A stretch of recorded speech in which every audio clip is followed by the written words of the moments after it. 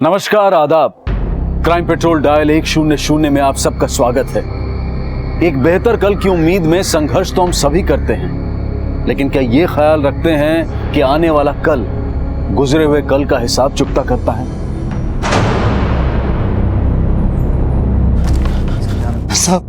साहब मेरी बेटी कल रात से लापता है साहब।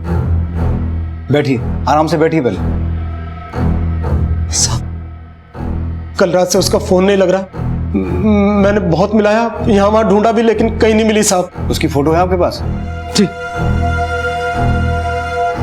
पारुल नाम है इसका। ये मोबाइल फोन रखती है अपने पास? जी साहब। नंबर दीजिए। जी,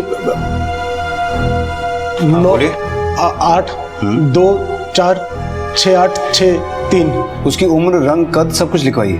उम्र 19 साल, रंग गोरा, कद 5.25 साढ़े 5 फुट होगा साहब। पहन के रखा था उसने? सलवार सूट ही पहनती है। पारुल के घर के आसपास पूछताछ करो, शायद कोई इंफॉर्मेशन हाथ लगे। सर,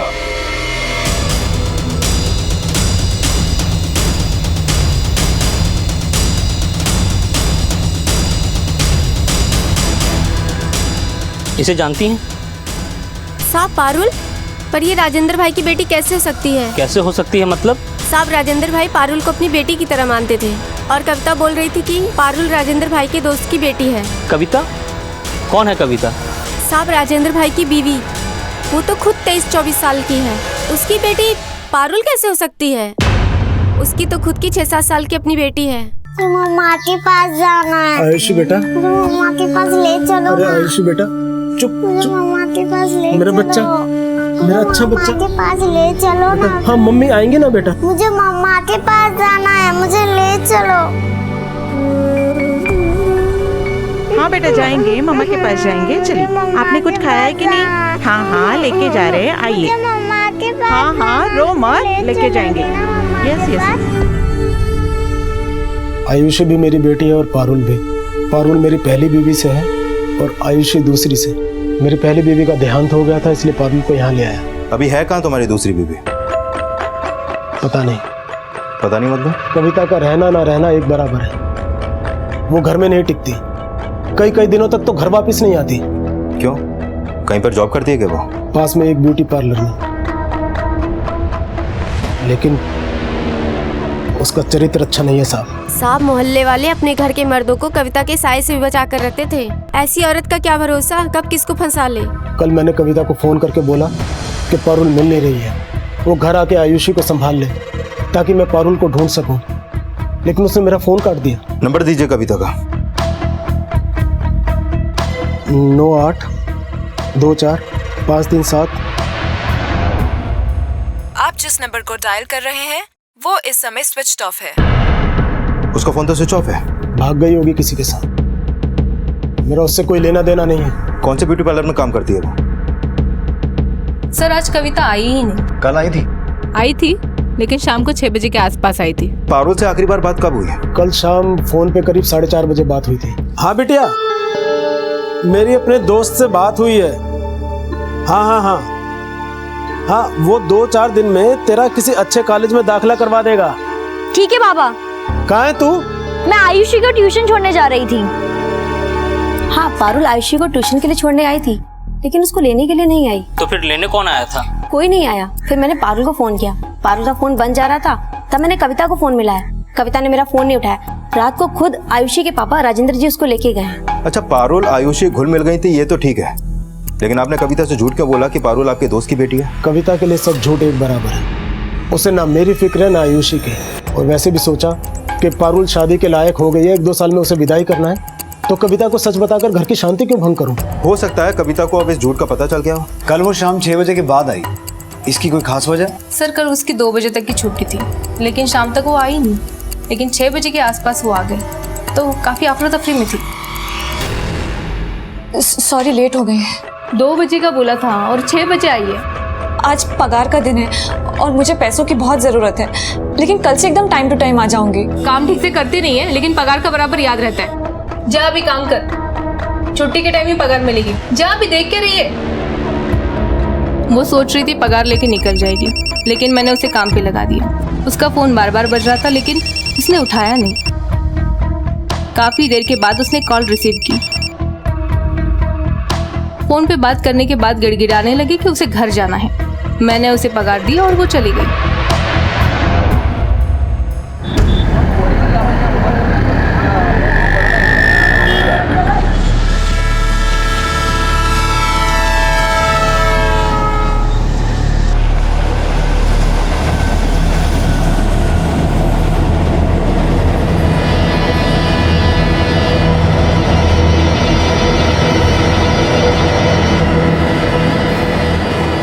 बॉडी को पोस्टमार्टम के लिए भेजो और आसपास के एरिया में सर्च करो।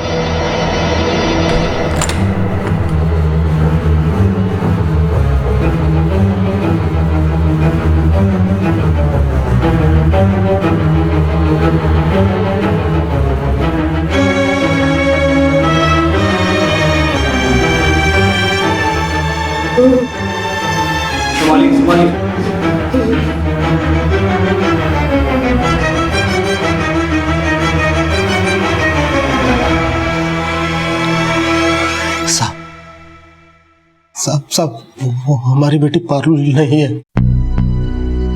हमारी बेटी मर नहीं सकती साहब। हम तो यही चाहेंगे कि पारुल सही सलामत हो। फिर भी आपका और डेड बॉडी का डीएनए मैच करके देख लेते हैं। शिरके आइए, जाइए। चलिए।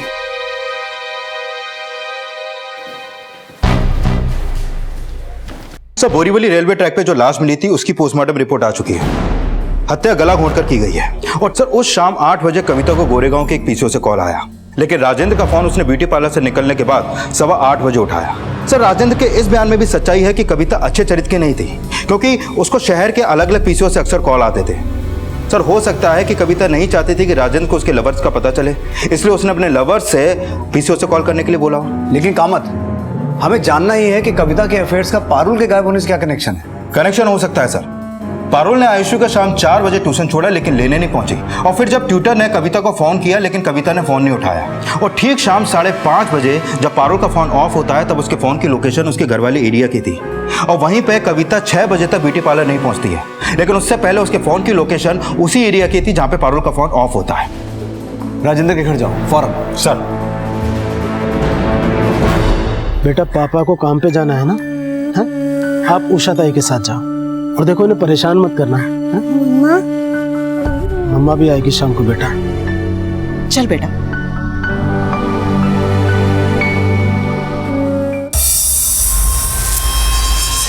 साहब, आप पारुल का कुछ पता चला? चाबी निकालिए। जी? चाबी दीजिए मेरे को।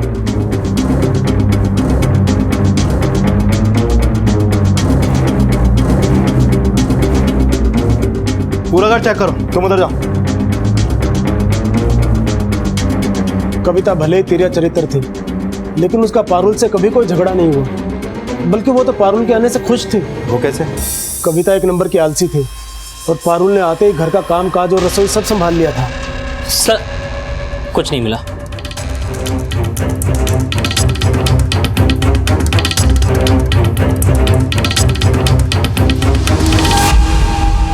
सर, मैंने राजेंद्र का घर अच्छी तरीके से चेक किया, लेकिन किसी तरह के ब्लड स्टेन या मर्डर का कोई भी क्लू नहीं मिला। सर, मैंने राजेंद्र का घर अच्छी तरीके से चेक किया, लेकिन किसी तरह के ब्लड स्टेन या मर्डर का कोई भी क्लू नहीं मिला। पारुल और कविता का अचानक गायब हो जाना यह संदेह खड़ा कर रहा था कि शायद कविता पारुल की हत्या करके फरार हो गई है, और कविता के चरित्र से जुड़े खुलासे भी इस थ्योरी को स्ट्रॉन्ग बना रहे थे। लेकिन रेलवे ट्रैक के पास मिली डेड बॉडी का डीएनए पारुल के पिता के डीएनए से मैच नहीं हुआ था। अगर वो बॉडी पारुल की नहीं है, तो पारुल के साथ ऐसा क्या हुआ जो वो अचानक लापता हो गई? और ये कविता के गायब होने का क्या राज है? सर, पारुल के कॉल रिकॉर्ड्स में एक अंकित नाम के लड़के का भी नंबर है, और इन दोनों के बीच में अक्सर कॉल होते थे। सर, अंकित का ये नंबर बिहार का है, लेकिन पिछले 1.5 महीने से ये नंबर मुंबई में एक्टिव है। ये देखिए सर। लेकिन सर, गौर करने वाली बात यह है कि पारुल का यह नंबर उसके पिता राजेंद्र के नाम पे तो रजिस्टर्ड है ही, लेकिन राजेंद्र के दिए गए नंबर के अलावा एक और नंबर पारुल के रिकॉर्ड में है, वो भी राजेंद्र के नाम पे रजिस्टर्ड है, और पारुल अक्सर इस नंबर पे भी कॉल करती थी। सर, पारुल का मोबाइल अजमेर में कुछ देर के लिए ऑन हुआ था।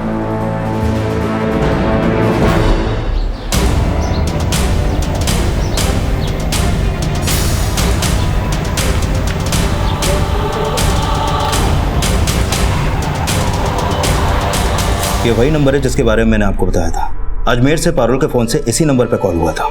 इसका मतलब ये हुआ कामत कि इस कॉल रिकॉर्ड में कविता और अंकित के फ़ोन नंबर के अलावा 3 नंबर ऐसे हैं जो राजेंद्र के नाम पर रजिस्टर्ड हैं। एक वो नंबर जो पारुल यूज़ करती थी, जो अभी अजमेर में ऑन हुआ है। दूसरा राजेंद्र का अपना नंबर जो वो खुद इस्तेमाल करता है। और तीसरा वो नंबर जिस पर अभी अजमेर से कॉल हुआ। ये नंबर कौन इस्तेमाल करता है? सर, पारुल के पिता राजेंद्र जी आए। साहब, अभी पारुल का फ़ोन आया था, लेकिन उसकी आवाज़ नहीं आई। और जब हमने उसे फ़ोन किया तो उसका फ़ोन बंद था। हमें पारुल की बहुत फिक्र हो रही है साहब। वो नंबर अजमेर में एक्टिव था, वहीं से कॉल हुआ। पारुल अजमेर क्यों जाएगी साहब? ये तो हमें आप बताइए। हमें तो कुछ समझ नहीं आ रहा साहब। समझ में तो हमें भी एक बात नहीं आ रही है। आपने हमें जो अपना नंबर दिया था वो अलग है, लेकिन अभी अजमेर से जो कॉल हुआ वो अलग नंबर पर कॉल हुआ। जी साहब, ये मेरा दूसरा नंबर है। दरअसल पारुल के पास मुंबई की आईडी नहीं थी। मैंने उसे अपनी आईडी से सिम खरीद कर दिया तो अपने लिए एक नया सिम ले लिया। क्यों?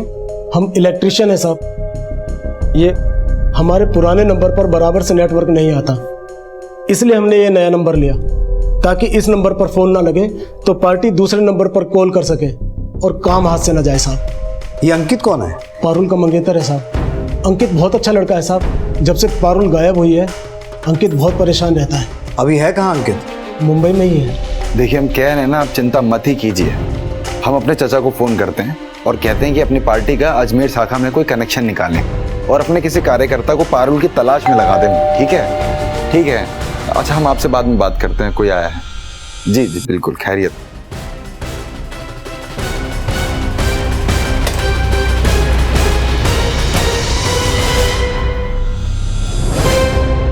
सर, पारुल की माँ के गुजरने के बाद पारुल मुंबई आ गई, तो हमने सोचा कि हम भी मुंबई आ जाते हैं, कोई काम ढूंढेंगे यहाँ पर और पारुल से शादी भी कर लेंगे। अजमेर में ऐसा कोई है जिसे पारुल जानती हो? नहीं सर। तुम आखिरी बार कब मिले थे पारुल से? करीबन 1 हफ्ता हो गया सर। गेटवे ऑफ इंडिया चलोगे मेरे साथ? रात को बहुत खूबसूरत लगता है। नहीं, पापा ने कहा था कि रात होने से पहले घर आ जाना, और तुम हमें रात को घुमाना चाहते हो। हाँ, तो अपने पापा को फोन करके बोल दो, कोई गैर थोड़ी ना है। वैसे भी हम तुमसे शादी करने वाले हैं। अच्छा, नौकरी ढूंढ लिए? नौकरी के लिए ट्राई कर रहे हैं, मिल जाएगी जल्दी। तो ठीक है, तुम नौकरी ढूंढो, तब तक हम अपना ग्रेजुएशन पूरा कर लेंगे और उसके बाद शादी कर देंगे। तब तक मेल मुलाकात सिर्फ दिन में है। ठीक है, हम चलते हैं।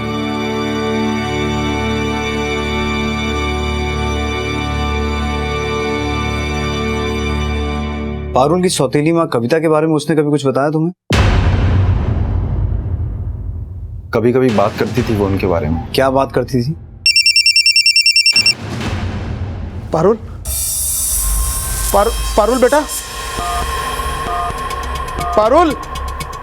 सर, अभी पारुल का फोन फिर से अजमेर में ऑन हुआ है, पर लोकेशन दूसरी थी और इस बार भी राजेंद्र के नए नंबर पे कॉल हुआ है सर। राजेंद्र को फोन लगाओ। हाँ साहब, उसका फोन आया था लेकिन उठाते ही कट गया। सर, मैंने अजमेर पुलिस को दूसरी लोकेशन के बारे में अपडेट कर दिया है, पर पारुल का फोन जिस लोकेशन पर पहले ऑन हुआ था वहां से कोई लीड नहीं मिला है सर। ये बात तो तय है कामत, ये फोन पारुल नहीं कोई और कर रहा है। सर, हो सकता है ये कविता हो। पता लगाओ कविता का अजमेर से क्या कनेक्शन है। वो वाकई में पारुल का मर्डर करके अपने किसी आशिक के साथ भागी है या फिर कहानी कुछ और है? सर, गोरेगांव के जिस पीसीओ से कविता को आखिरी बार कॉल हुआ था वहां आसपास में कोई सीसीटीवी नहीं है और किसने कॉल किया था उसका भी कोई क्लू नहीं मिला है सर। मुंबई के जिन जिन पीसीओ से कविता को फोन हुए थे हर जगह पूछताछ करो और कविता को जिन जिन लोगों के साथ देखा गया था सबका स्केच बनवाने की कोशिश करो। और हाँ, ये भी पता लगाओ कि कविता का कोई दूसरा नंबर तो नहीं है। पारुल अजमेर गई या फिर सिर्फ पारुल के नंबर को अजमेर ट्रैवल करवाया गया। इस पहेली को समझने के लिए हमें कविता से जुड़े सभी लोगों का पता लगाना होगा। पारुल के फोन से किए गए ब्लैंक कॉल्स वाकई कविता द्वारा किए गए थे, ये पता लगा पाना फिलहाल मुश्किल था। कविता के कई अफेयर्स के बयान तो सामने आए थे, लेकिन वो अपने किस प्रेमी के साथ फरार थी ये पता लगाना भी आसान नहीं था, क्योंकि उसकी जिंदगी में कोई एक प्रेमी नहीं था। लेकिन ये माना जा रहा था कि इन अपराधों में कविता के किसी न किसी लवर का भी हाथ हो सकता है, जिसका पता करने के लिए एक तरफ मुंबई पुलिस उन लोगों का पता लगा रही थी जिनका कविता से अफेयर हो सकता था, वहीं दूसरी तरफ अजमेर पुलिस भी इस केस से जुड़ी इंफॉर्मेशन जुटाने का प्रयास कर रही थी। सर, कविता के दूसरे किसी नंबर का तो पता नहीं चला, लेकिन ये उन आदमियों के फोटोग्राफ्स और स्केच है जिन्होंने कविता को पीसीओ से कॉल किया था।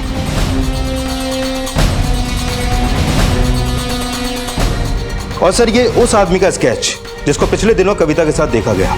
सर मैंने ये फोटोग्राफ्स और स्केच उस गोरेगांव वाले पीसीओ ओनर को दिखाया है जहाँ से कविता को आखिरी बार कॉल हुए थे, लेकिन पहचान नहीं हो पाई सर। कैसे भी करके इनकी पहचान करो। और हाँ, जिस दिन पारुल और कविता गायब हुए हैं उस दिन अजमेर रूट पे जाने वाली सभी ट्रेन का रिजर्वेशन डेटा निकलो। सर मुझे नहीं पता कविता अजमेर में है या मुंबई में। मेरे तो उससे बात हुए कई महीने हो चुके हैं। मान लेते हैं तुम्हें नहीं पता, लेकिन मोबाइल होते हुए भी कविता को पीसीओ से फोन क्यों करते थे? सर एक बार कविता के पति ने मुझे और कविता को मार्केट में देख लिया था, पर मार्केट में उसने मेरी पिटाई की। सर बहुत ही शक्की इंसान है वो। उसका पति शक्की है, तुम बड़े चरित्रवान हो। सर देखिए, जैसा आप सोच रहे हैं ऐसा कुछ भी नहीं है हमारे बीच। वो हम केवल अच्छे दोस्त थे सर। तो तुम्हारी इस दोस्ती के बारे में तुम्हारी बीवी को पता है? ठीक है, जा सकते हो। Thank you sir.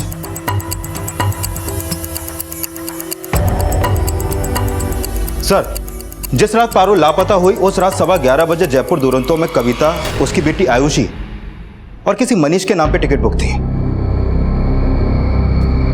मनीष? वो कमीनी मनीष के साथ? इनमें से कौन है मनीष?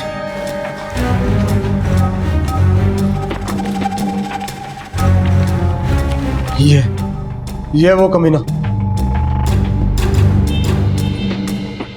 दोस्त है हमारा, लेकिन हम नहीं जानते थे कि वो हमारी पीठ पीछे हमारी बीवी के साथ अजमेर। पारुल,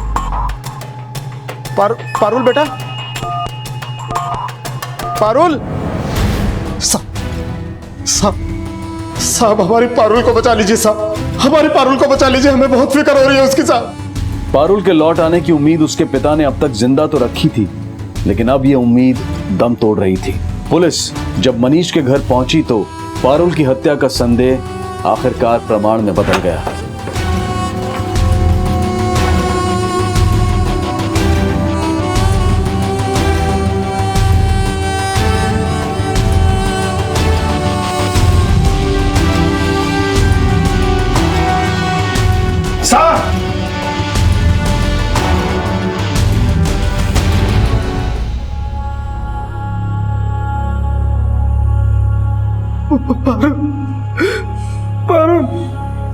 पारुल बेटा, बेटिया हम जानते हैं हमने तुम्हारे साथ इंसाफ नहीं किया।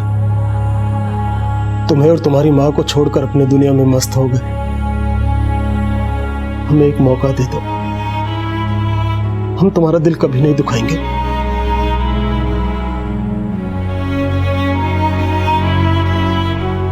पारुल ने अपने पिता को उनकी भूल सुधारने का मौका तो दिया, लेकिन जिंदगी ने उससे जीने का मौका छीन लिया। पारुल की डेड बॉडी मिलने के बाद पुलिस ने कविता और मनीष की तलाश तेज कर दी। सर पारुल के पिता ने जो मनीष का नंबर दिया था वो भी हत्या वाली रात से बंद है। अजमेर पुलिस से कहो कि मनीष और कविता की तलाश तेज कर। सर पुलिस अब अजमेर में कविता और मनीष तक पहुंचने की लीड तलाश रही थी, लेकिन पारुल की हत्या क्यों और किन हालात में हुई? इस हत्या का मोटिव क्या था? क्या कविता को पता चल गया था कि पारुल राजेंद्र की पहली पत्नी की बेटी है? लेकिन अगर कविता को किसी के साथ भागना ही था तो उसे राजेंद्र और पारुल के रिश्ते से क्या फर्क पड़ता था? ऐसे कई और पहलू इस केस से जुड़े थे जिनके समीकरण जोड़ने की कोशिश की जा रही थी। पारुल की डेड बॉडी मनीष के घर से मिली, तो क्या पारुल की हत्या मनीष के घर पे हुई? और अगर ऐसा है तो सवाल ये उठता है कामत कि जो लड़की मुंबई में ज्यादा लोगों को जानती तक नहीं, वो अपनी सौतेली माँ के लवर के घर पे क्या करने गई, जबकि उसका फोन 5:30 बजे तक उसके घर वाले एरिया में एक्टिव था। सर ये भी कंफर्म है कि कविता शाम 6 बजे से 7 बजे तक ब्यूटी पार्लर में थी और मनीष का घर गोरेगांव में, तो हो सकता है कि मनीष ने उस पीसीओ से शाम 7 बजे कविता को कॉल किया और कविता भी 7 बजे के बाद मनीष के घर पे गई हो। अब सवाल ये उठता है सर कि पारुल खुद मनीष के साथ उसके घर पे गई या कविता चालाकी से उसे अपने साथ वहां पर ले गई। ये दोनों पॉसिबिलिटीज तो हैं, पर शाम 5:30 बजे पारुल का फोन मलाड में बंद होने का चक्कर भी समझना होगा सर। क्या पारुल का मर्डर कविता को उस पीसीओ से फोन आने से पहले हुआ या कविता के ब्यूटी पार्लर से निकलने के बाद? सवाल ये भी उठता है कामत कि अगर उस दिन अजमेर की ट्रेन में मनीष, कविता और आयुषी तीनों के टिकट बुक थे, तो फिर ये दोनों आयुषी को अपने साथ लेके क्यों नहीं गए? आयुषी अजमेर क्यों नहीं गई और पारुल मनीष के घर कैसे पहुंची? ये समझने के लिए हमें पारुल और कविता की इक्वेशन को समझना होगा। सिर्फ बाहर वालों से ही नहीं, आयुषी से भी पूछताछ करनी पड़ेगी। बेटा, आपको पारुल दीदी अच्छी लगती थी? और आपकी मम्मा? अंकल कुछ पूछ रहे हैं, बताओ। अच्छा एक बात बताओ, आपकी पारुल दीदी और आपकी मम्मा दोनों फ्रेंड्स थे? ये इतना डरी हुई क्यों है? जब से पारुल लापता हुई और इसकी माँ तभी से सदमे में है साहब। सर मुझे नहीं पता ये कविता की स्टेप डॉटर थी। हाँ लेकिन एक दो बार इससे मैंने कविता का पीछा करते हुए देखा था।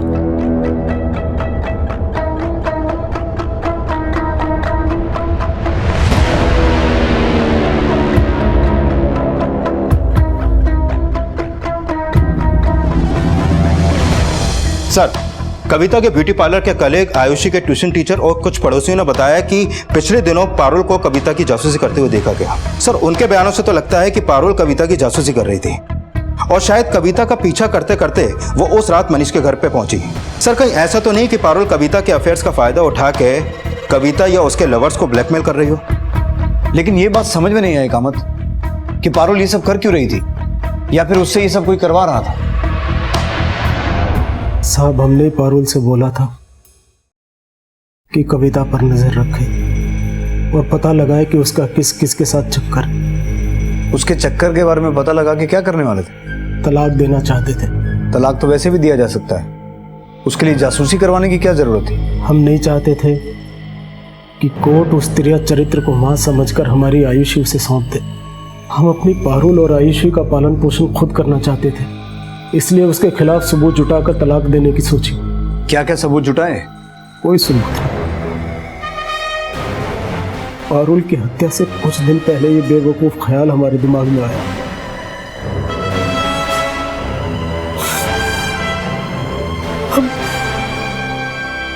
हम तो पछता रहे हैं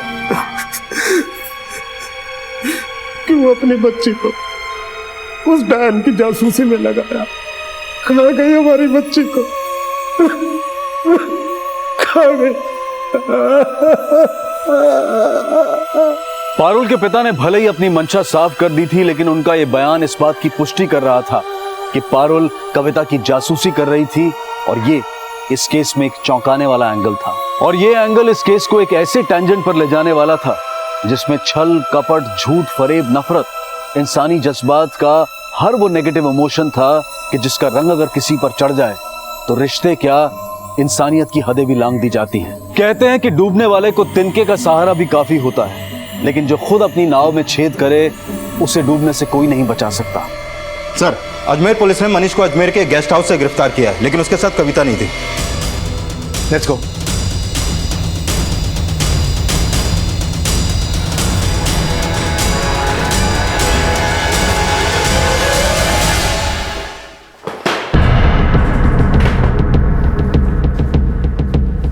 सर, कविता कहाँ है मुझे नहीं पता। वो मेरे साथ अजमेर नहीं आई है। तू क्या सोचता है कविता को बचा के मर्डर चार्ज से बच जाएगा? सर, मैंने कोई मर्डर नहीं किया सर। पारुल की बॉडी तेरे घर से मिली है, उसका फोन भी तेरे पास से मिला है। सर, ये फोन कविता ने मुझे दिया था, उसी ने मारा होगा पारुल को। सर ये उसकी साजिश है मुझे फंसाने की। सर मेरे घर की चाबी भी उसी के पास रहती थी। घर तो उसने कईयों के उजाड़े हैं, तूने उसमें ऐसा क्या देखा जो तेरे घर की चाबी उसने अपने पल्लू में बांध दी? सर, मैं एक इलेक्ट्रिकल इंजीनियर हूँ और राजेंद्र एक मामूली सा इलेक्ट्रिशियन। मेरे उठाए हुए ठेकों पे मेरे अंडर काम करता था। मुझे हैरानी होती थी सर कि उसकी वाइफ उससे 18 साल छोटी है, लेकिन सर मैंने कभी उस पर कोई चांस नहीं मारा सर। शुरुआत उसने की थी।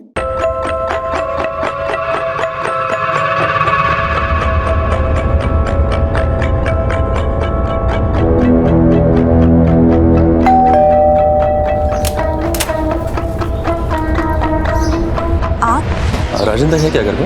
नहीं, वो तो नहीं है, लेकिन आप अंदर आइए ना। नहीं, मैं चलता हूँ। अरे नहीं, आइए तो प्लीज आइए। खूबसूरती में ऐसा बहका कि उसको संभाल नहीं पाया। हमारी मुलाकातें बढ़ने लगी। तब उसने बताया कि राजेंद्र उसे मारता था, उस पर शक करता था। कुछ दिन पहले मुझे अजमेर से एक जॉब ऑफर हुई तो। मनीष देखो ना, कितना छोटा सा गंदा सा घर है। मुझे नहीं रहना इस घर में। तुम मुझे अपने साथ अजमेर ले चलो ना प्लीज। लेकिन राजेंद्र क्या? मुझे नहीं रहना उस खड़ूस के साथ। मैं तुमसे शादी करना चाहती हूँ। सच? हमारे अजमेर जाने का प्लान तो अगले महीने का था, लेकिन उस दिन अचानक उसका कॉल आया। हाँ बोलो। मनीष, हमें आज रात ही अजमेर जाना होगा। आज रात? सवाल मत करो और जल्दी से पैकिंग करके मुझे फोन करो, ठीक है? मैं वेट कर रही हूँ तुम्हारा। मैंने पैकिंग की और उसे कॉल किया, वो घर आके बोली कि मनीष तुम जाओ, मैं तुम्हें अजमेर में मिलूंगी। लेकिन तुम तो। सवाल मत करो। राजेंद्र को पता लग गया है कि हम दोनों भाग रहे हैं। पता लग गया मतलब? कैसे पता लग गया? राजेंद्र ने अपनी बेटी पारुल को हमारी जासूसी में लगा रखा है। उसके फोन में हमारी फोटोज भी हैं। वो यहीं आ रहा है, तुम प्लीज जल्दी से निकलो। और तुम कैसे आओगी? उसने आयुषी को कहीं छुपा दिया है। मैं कैसे भी करके आयुषी को लेकर अजमेर पहुंच जाऊंगी, लेकिन तुम जाओ, वो यहीं आ रहा है। अगर तुम दोनों का सामना हो गया तो बहुत बड़ी प्रॉब्लम हो जाएगी। और हाँ, ये फोन मुझे दे दो, वो मेरे फोन का बैलेंस खत्म हो गया है। लेकिन मैं तुमसे कांटेक्ट कैसे करूंगा? अरे पारुल का मोबाइल दिया ना मैंने तुम्हें, लेकिन अभी ऑन मत करना, अजमेर पहुंचकर ही फोन करना। और मैं तुम्हें ये एक नंबर दे रही हूँ, इस वाले नंबर पे कॉल करना, लेकिन मेरे फोन पे बिल्कुल कॉल मत करना। ये नंबर किसका? ये मेरा नया नंबर है। इस नंबर पे कॉल करने के लिए बोला था सर।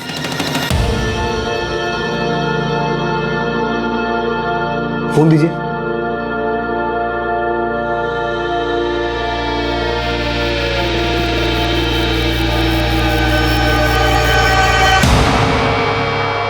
सर ये तो वही नंबर है। तो कविता ने तुझे कहा कि ये उसका नया नंबर है। तेरा फोन उसने लिया और उसने तुझे ये पारुल का फोन थमा दिया। Yes sir. लेकिन इस फोन में तो कोई फोटो नहीं है। सर कविता ने डिलीट कर दिए होंगे, मैंने तो देखे तक नहीं। अजमेर आने के बाद फोन ऑन किया और अपने नंबर पे कॉल किया तो फोन बंद था। फिर कविता के नए नंबर पे कॉल किया तो राजेंद्र ने फोन उठाया। फिर मैंने दोबारा कॉल किया तो भी राजेंद्र नहीं उठाया। तो उसके बाद से मैंने फोन बंद ही कर दिया था। पीसीओ से कई बार अपने नंबर पे और कविता के पुराने नंबर पे कॉल किया तो दोनों नंबर बंद थे सर। अगर कविता तेरे साथ नहीं आई तो फिर टिकट आयुषी, कविता और तेरे नाम पे बुक क्यों किया था? सर टिकट तो मैंने तभी बुक करा ली थी जब कविता ने अजमेर भागने की बात कही थी। लेकिन सर उस टिकट पे मैं अकेले ही अजमेर आया, ना मेरे साथ कविता थी ना आयुषी थी।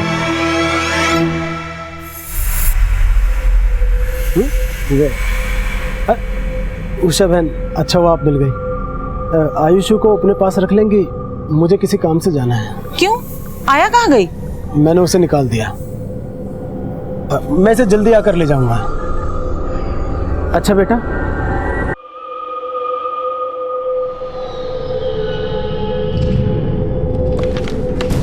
सर जिस ट्रेन से मनीष अजमेर गया था उस ट्रेन के टीटी से बात हुई। उस टिकट पे मनीष अकेला अजमेर गया था और अजमेर के गेस्ट हाउस में भी वो अकेला रुका था। ना तो वहां कविता को देखा गया और ना ही अजमेर में कहीं भी कविता के देखे जाने का क्लू मिला है सर।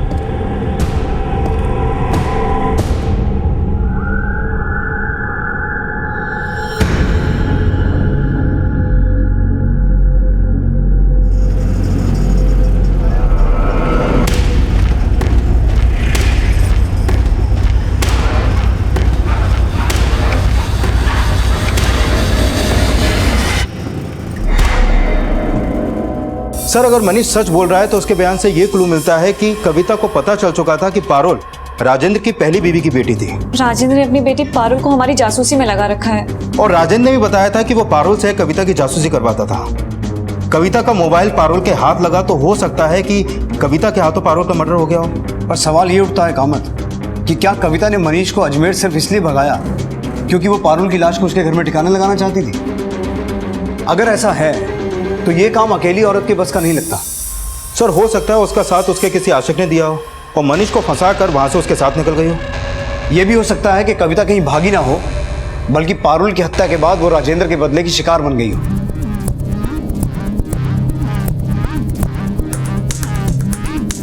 कामत, बोरीवली पुलिस से पता करो, जिस लड़की की लाश रेलवे ट्रैक पे मिली थी उसकी पहचान हुई?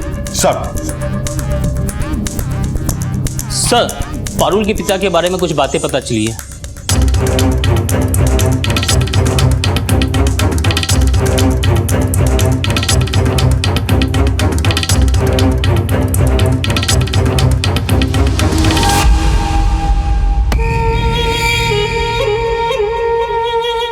सर वो औरत वही है जिसे पारुल के पिता ने आयुषी की आया बना के रखा था। राजेंद्र ने इस औरत को बोरीवली के एक लॉज के बाहर से रिसीव किया था और कुर्ला स्टेशन से बिहार की ट्रेन में बिठा दिया। डीएनए रिपोर्ट से साफ हो गया कि वो लाश राजेंद्र की दूसरी बीवी कविता की ही थी। साहब, हमने कविता को नहीं मारा। हमारा यकीन कीजिए, हम सच बोल रहे हैं साहब। कैसे यकीन करें तेरा? तेरी पहली बीवी मर चुकी है ना किशोरी?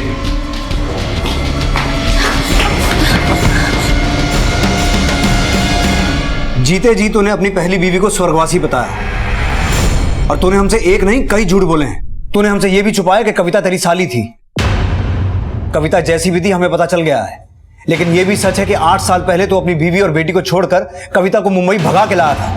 वो हमारी जिंदगी की ऐसी गलती थी जिसका खामियाजा हम आज तक भुगत रहे हैं। लेकिन यह भी सच है कि कविता ने गांव से मुंबई आने के लिए हमारा सीढ़ी की तरह इस्तेमाल किया।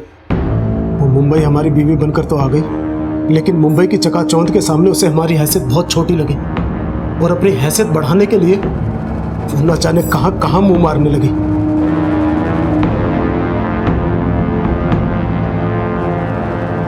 अगर आज के बाद तूने मेरी बीवी से बात की ना तो साले मार दूंगा तुझे। हमें ये एहसास होने लगा था कि वो सुधरेगी नहीं, लेकिन गलती सिर्फ कविता की नहीं थी।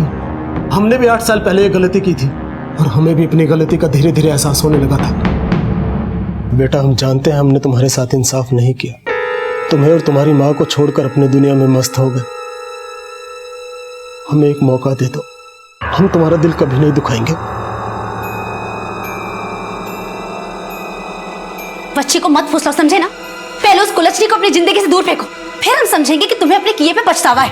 हम उसे छोड़ देंगे सरला, लेकिन हम आयुषी को अपने साथ रखना चाहते हैं। अगर तुझे आयुषी की इतनी फिक्र होती तो अपने अपराधों पर पर्दा नहीं डालता।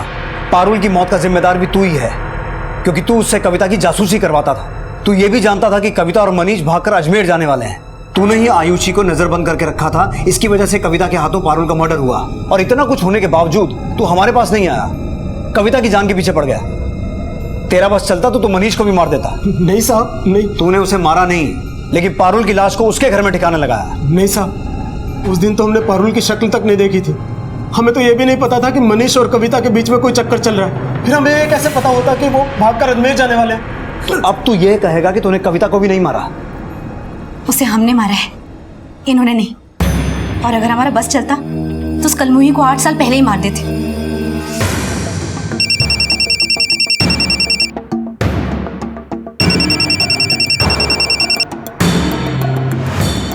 फोन नहीं उठा रही है। अगर मेरी पारुल को कुछ हुआ ना तो देख लेना मैं तुमको क्या करती हूँ। अरे कुछ नहीं होगा, शांति रख, मिलाता हूँ।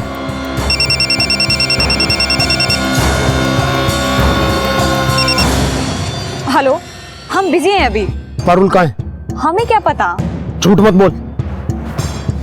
ए कविता, बता पारुल का है, नहीं तो अच्छा नहीं होगा। कौन बोल रहा है? ज्यादा नाटक मत कर, समझी ना? तू अच्छे से जानती है कौन बोल रहा है। दीदी। ज्यादा दीदी दीदी मत कर। अगर 1 घंटे में हमारी पारुल नहीं आई ना तो देख लेना हमसे बुरा कोई नहीं होगा। बेटा, अब तू सो जा। मुझे मम्मा के पास जाना है, ले चलो ना। मम्मा के पास ले जाएंगे। मैं तुम्हारी मम्मा को यहीं लेकर आऊंगा। हाँ, सो जा मेरा अच्छा बच्चा, सो जा। कहाँ है मेरी बेटी आयुषी? पहले बता मेरी बेटी पारुल कहाँ है? अरे हमने कहा ना, हमें नहीं पता। अरे ऐसे कैसे नहीं पता? तुझे पता मेरी बेटी पारुल कहाँ है? हमें नहीं पता। कविता, सच बता दे। झूठ तो आप लोगों ने हमसे बोला है। आखिर ले आए ना दीदी और पारुल को यहाँ पर।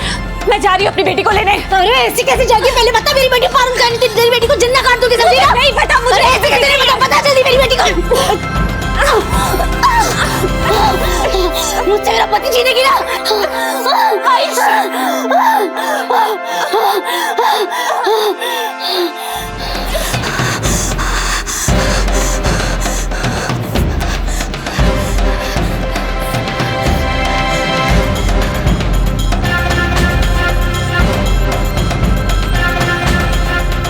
सरला पिछले 8 सालों से हमारी गलतियों का बोझ ढो रही है। अपनी गलतियों की सजा उसे कैसे भुगतने देते साहब।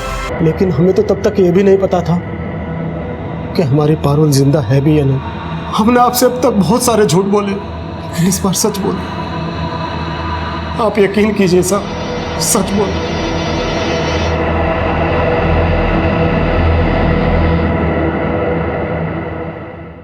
सर अगर राजेंद्र सच बोल रहा है तो क्या मनीष ने हमसे झूठ बोला या कविता ने मनीष से झूठ बोला? झूठ तो हमसे अंकित ने भी बोला था। सर मैं झूठ नहीं बोलना चाहता था, लेकिन पारुल के पापा मेरे सामने गिड़गिड़ाने लगे कि उनके मुंह से झूठ निकल गया। लेकिन सर मुझे उन्होंने ये नहीं बताया कि पारुल की मम्मी ने पारुल की छोटी मम्मी का मर्डर कर दिया है। पारुल कविता की जासूसी करती थी। इस बारे में पारुल ने कभी कुछ बताया नहीं? नहीं सर, मुझे तो नहीं पता इस बारे में कुछ। तू उसका मंगेतर था, अक्सर उससे मिलता रहता था, कभी कुछ ऐसा नोटिस नहीं किया? नहीं सर, मैंने पारुल को कभी उसकी छोटी मम्मी कविता की जासूसी करते हुए नहीं देखा। पर हाँ, एक बार हम कैफे में थे और वहां पर हमने कविता को देखा था एक आदमी के साथ, और सर वो आदमी उसे पैसे भी दे रहा था। कौन आदमी? मुझे नहीं पता सर, मैं ऐसे बता नहीं पाऊंगा। इनमें से था कोई?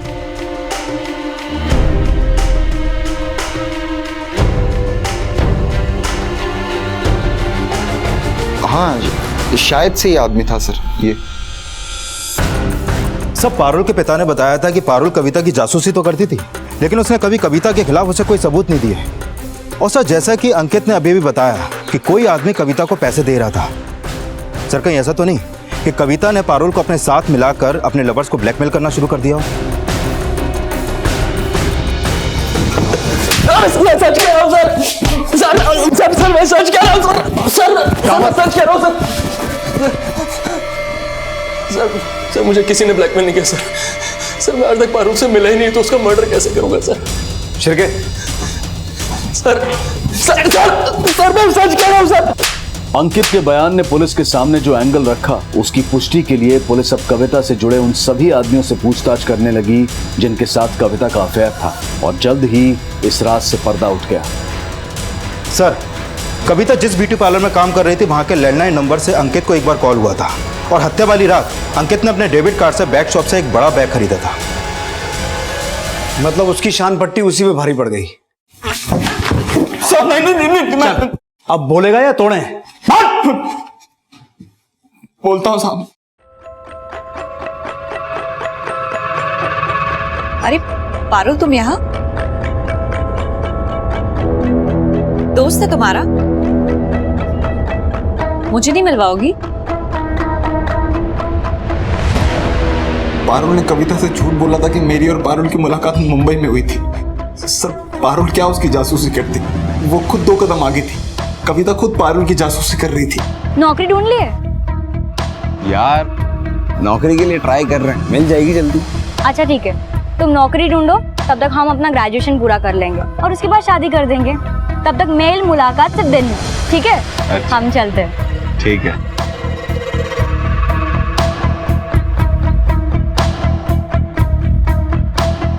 लगता है काफी पुराना है याराना तुम्हारा। नहीं ऐसा नहीं है जैसा आप समझ रही हैं। अरे तो इसमें इतना डरने वाली क्या बात है? वैसे मैं गेटवे ऑफ इंडिया जाने का सोच रही हूँ।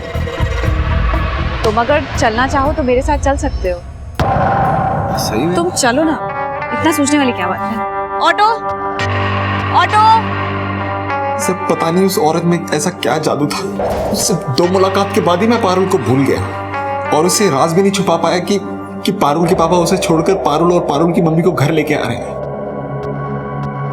मेरा और कविता का रिश्ता भी पारुल की नजरों से नहीं बच सका।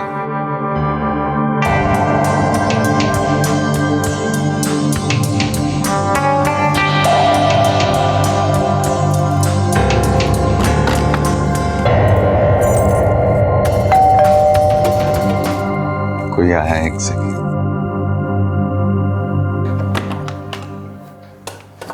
आखिर तूने दिखा दिया ना कि हर मार देख जैसा होता है। नहीं ऐसा नहीं है, ऐसा कभी पारुल। हे पारुल, पारुल उठना। डरो मत, जैसा कह रही हूँ वैसा करो, ना तुम फंसोगे और ना हम।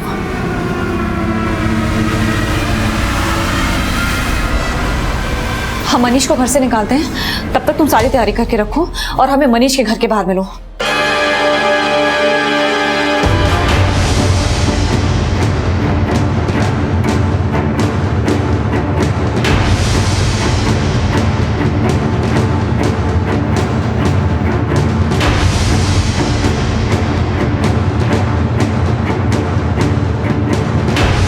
ऋष तुम जाओ, मैं तुम्हें अजमेर में मिलूंगी। लेकिन तुम तो सवाल मत करो, राजेंद्र को पता लग गया है कि हम दोनों भाग रहे हैं।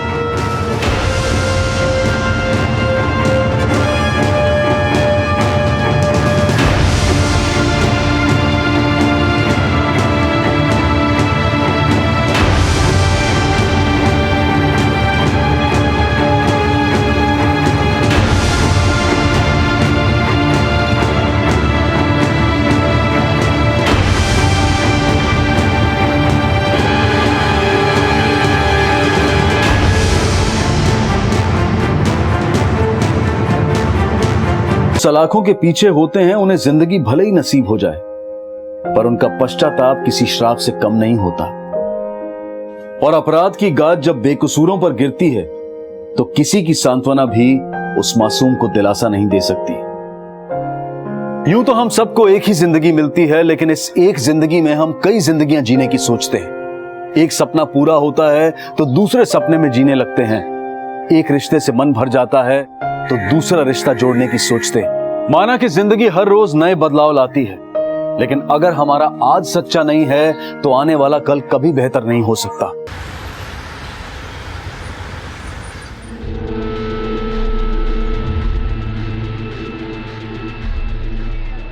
भैया छोटी बेटी को देखा क्या? कोई भैया छोटी बच्ची को देखा क्या? वो नहीं देखा मैडम।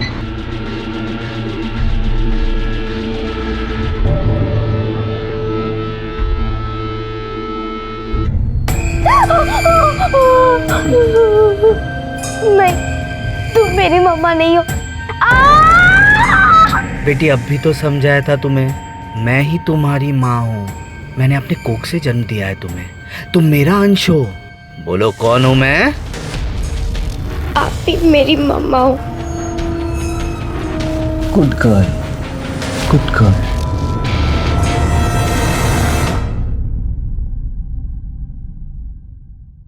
हर इंसान के मन में कुछ ऐसी दबी हुई ख्वाहिशें होती हैं जो हमेशा पूरी नहीं हो पाती। कई बार ये वक्त के साथ दम तोड़ देती हैं, पर कई बार ये इंसान को बेचैन करने लगती हैं और इतनी प्रबल हो जाती हैं कि सही और गलत का फर्क भुलाकर उसे किसी भी हद तक जाने पर मजबूर कर देती है। आज का एपिसोड भी कुछ ऐसा ही है, जहां है बिगड़े हुए रिश्तों की कहानी, बेपरवाह ख्वाहिशों की कहानी। इस मासूम बच्ची के साथ ये किन्नर कौन था जो अपने आप को इस बच्ची की माँ होने का दावा कर रहा था? क्या वाकई कोई किन्नर एक बच्चे को जन्म दे सकता है? और अगर वाकई इस किन्नर ने इस बच्ची को जन्म दिया था तो फिर वो इसे दुख क्यों दे रहा था? आखिर इसकी मंशा क्या थी? Good girl, happy birthday to my princess, happy birthday to Priya. बिल्कुल अपनी माँ पर गई है। आँख, नाक, ओठ, स्माइल सब मेरे जैसा ही है, और होगा भी क्यों नहीं? आखिर तू मुझसे ही तो बनी है। मम्मा को नहीं खिलाओगी? खिलाओ। Good girl.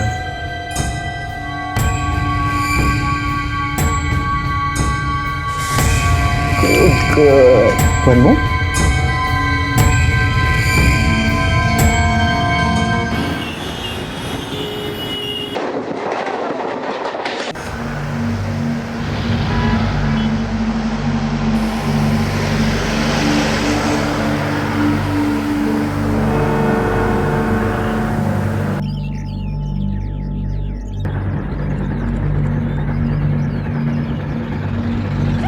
ऋषभ मेरा बच्चा!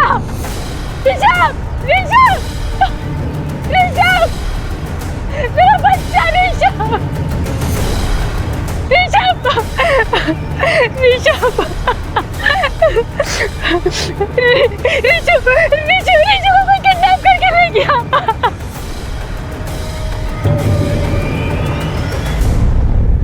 हमने हर जगह नाकाबंदी कर दी है। अगर किडनैपर कहीं से भी भागने की कोशिश करता है तो पकड़ा जाएगा। हमारी टीम किडनैपर को पकड़ने की पूरी कोशिश कर रही है। चुप हो जाओ। ऋषभ आ जाएगा, मिल जाएगा ऋषभ। आप लोगों को किसी पे शक है जो आपके बच्चे को अगवा कर सके? नहीं मैडम, कोई नहीं। देखिए, हम हमारी तरफ से पूरी कोशिश कर रहे हैं। अगर ये किडनैपिंग पैसों के लिए हुई है तो किडनैपर पैसे मांगने के लिए आपको ज़रूर फ़ोन करेगा। अगर आपको इस तरीके का कोई भी फ़ोन आता है तो आप हमें तुरंत बताएं। देखिए मैडम, हम लोग मिडिल क्लास लोग हैं, मुश्किल से घर के खर्चे चल पाते हैं। इतने पैसे कहाँ होते हैं हमारे पास कि हम पैसे देंगे उसको।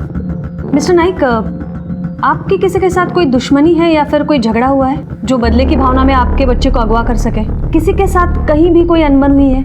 नहीं मैडम, ऐसा कुछ याद नहीं आ रहा है। मिसेस नाइक के हिसाब से किसी औरत ने आपके बच्चे को अगवा किया, तो हो सकता है गुस्से, चिड़ या बदले की भावना में हुई हो, और शायद आप उस औरत को जानते भी हो। मैडम, कमला, हमारी काम वाली बाई, उसी ने मेरे बेटे को किडनैप किया है। काम वाली बाई ये सब क्यों करेगी? उसने मुझे पहले कई बार बताया।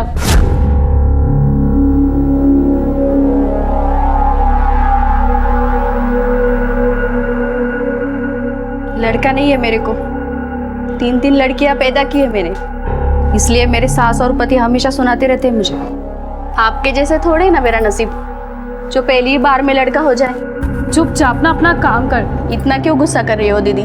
मैं थोड़ी ना आपके बेटे को उठा ले जाने वाली हूँ। तो आपके कहने का मतलब है कि कमला ने जेलसी में आकर आपके बच्चे को किडनैप किया क्योंकि उसे बेटा चाहिए था? ठीक है, आप लोग अभी जा सकते हैं। अगर फिरौती के पैसों को लेकर कोई भी फ़ोन आता है तो आप हमें बताएं। हम ऑलरेडी आपके फ़ोन ट्रेस कर रहे हैं ताकि किडनैपर की लोकेशन पता चल सके। सुरवे, ये संदीप के फाइनेंशियल स्टेटस के बारे में पता करो। हो सकता है ब्लैक का पैसा दबा के बैठा हो और हमें झूठ बोल रहा है। अगर ये किडनैपिंग पैसे के लिए हुई है तो किडनैपर इसका आगा पीछा तो जरूर जानता होगा, वरना ऋषभ को टारगेट नहीं बनाता। मैडम, अक्सर ऐसे देखा गया है कि फैमिली अपने अमीर होने का दिखावा करती है और इसी दिखावे के गलत फहमी में किडनैपर उनके बच्चों को किडनैप कर लेते हैं। एक काम करते हैं, ये कमला के बारे में भी इंक्वायरी करते हैं और संदीप के आस पड़ोसियों से भी पूछताछ करते हैं। शायद किसी ने उस औरत को देखा हो।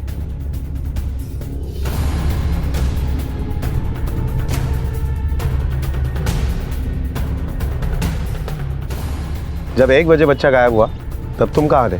साहब, हम पार्किंग में थे। वो गेस्ट लोगों की पार्किंग में कोई गलत गाड़ी लगा रहा था तो हम उसको समझा रहे थे। कौन था वो? रिकॉर्ड दिखाओ। साहब, वो इतना माथा पच्ची किया कि हम रजिस्टर में एंट्री करवाना भूल गए साहब। एक काम करो, सोसाइटी में जितने भी काम करने वाली आती है, यानी सफाई वाली, खाना बनाने वाली, बर्तन मांजने वाली, सबके रिकॉर्ड निकालो और सबके नंबर दे दो मुझे। और सोसाइटी में जितने भी विजिटर आते हैं सबकी एंट्री करना मत भूलना, समझे?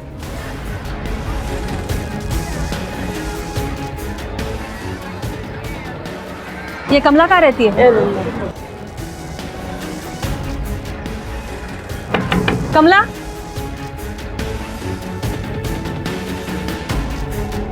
मैडम, ये रेनू दीदी तो कुछ भी बोलती है मैडम। मैं काय को उसका बेटा उठाएगी? उसका बेटा उठाने से थोड़ी ना मेरे को मेरा बेटा मिल जाने वाला है। और वैसे भी मैडम, 1 बजे मैं बाजू वाली बिल्डिंग में काम कर रही थी। ये तुम्हारी 3 बेटियों के अलावा यहाँ कौन रहता है? और मेरे पति और मेरी सास।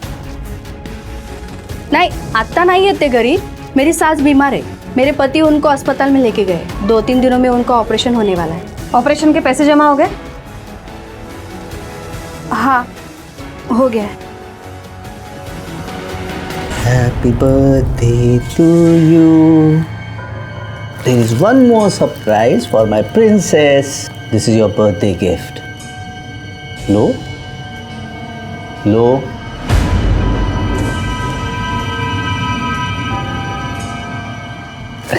Good girl. Bad manners. मैंने तुम्हें गिफ्ट दी और तुमने मुझे थैंक यू ही नहीं कहा। Thank you. सिर्फ थैंक यू? हाँ? सिर्फ thank you? Thank you mama. That's like my good girl.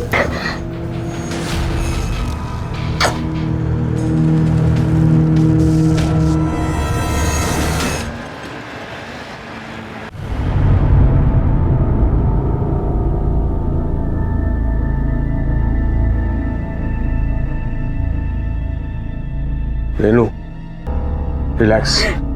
कैसे? सब ठीक हो जाएगा। कैसे सब कुछ ठीक हो जाए? चिंता मत करो, सब कुछ ठीक होगा।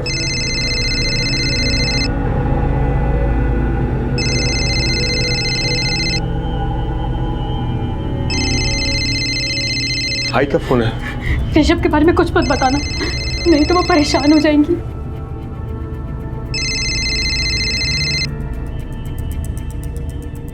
हाय, बोल।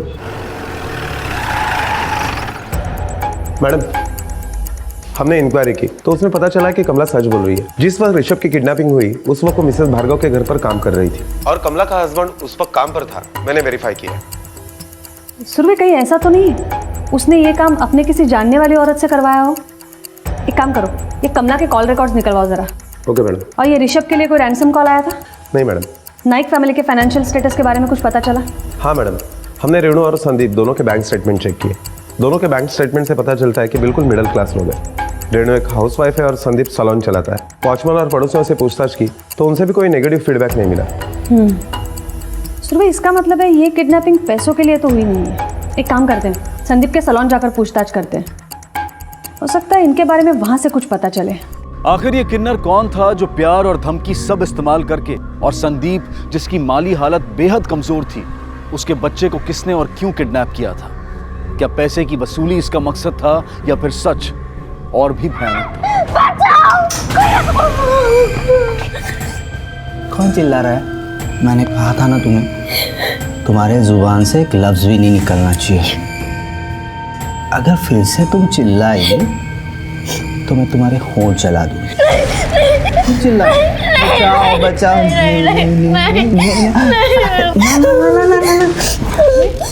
मामा तो मजाक कर रही है। बैठो बैठो बैठो बैठो ना। प्रिया बेटा, मैं तो मजाक कर रही थी, मैं ऐसा कुछ नहीं कर रहा। मम्मा रियली लव्स यू। तू छोड़ के क्यों चली जाना चाहती है मुझे? तुझे मालूम है तुझे जन्म देने में और तुझे हासिल करने में मामा ने कितनी तकलीफें उठाई है।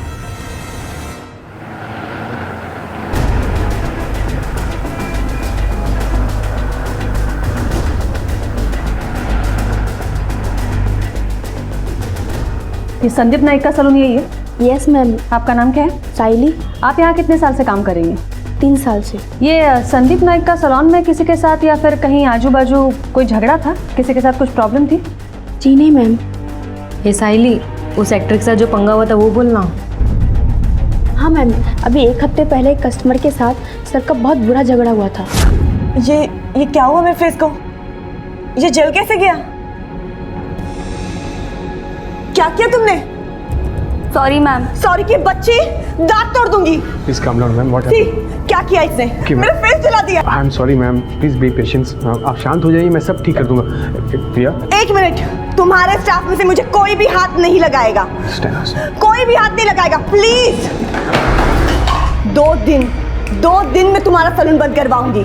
जाओ बंद करो, मैं भी देखता हूँ क्या करती हैं आप। इतनी देर से मैं आपको समझा रहा हूँ लेकिन आप समझने की कोशिश नहीं कर रही हैं। देख लेना, बहुत पछताओगे।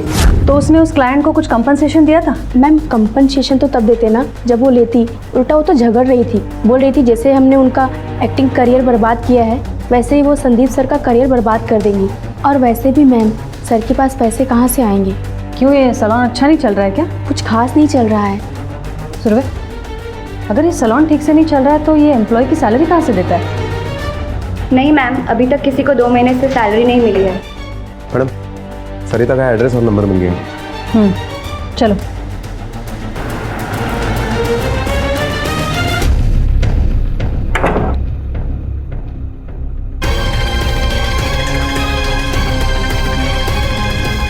सारिका,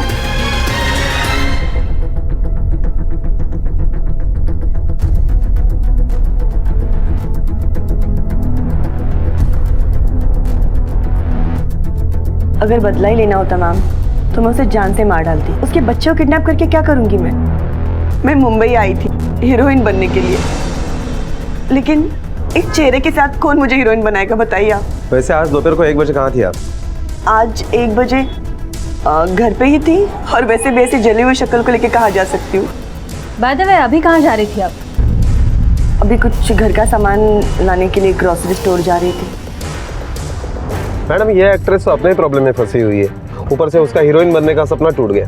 मैडम, मुझे लगता है ये सच बोल रही है, शायद उसने किडनैपिंग नहीं की। सुरभि, याद रखो वो एक एक्ट्रेस है, अच्छी तरह जानती है कब, कहाँ और कैसे आंसू बहाने हैं। और उसका एक्ट्रेस बनने का सपना टूटना ही तो संदीप से बदला लेने का मोटिव हो सकता है। एक काम करो, ये सारिका के भी कॉल रिकॉर्ड्स निकलवाओ। Okay madam.